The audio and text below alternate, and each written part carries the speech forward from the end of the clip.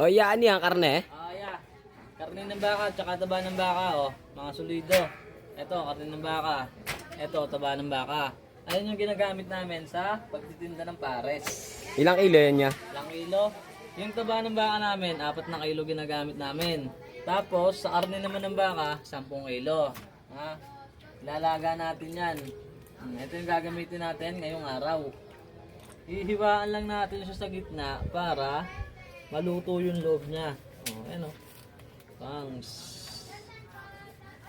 Ayan o. Pangs. Solido yan, idol. Araw-araw ganito. Ayan o. Sabihan nyo lang mabibili yan, mga solidong ano, karne ng baka, tsaka karne ng ano, taba ng baka. Tabaan lang natin sa gitna, oh. Taba. Para pag nilaga natin, maluto yung loob. Hindi masyadong matigas yung karne. Okay. At yan, 10 kilong baka, 10 kilong taba. Laga na.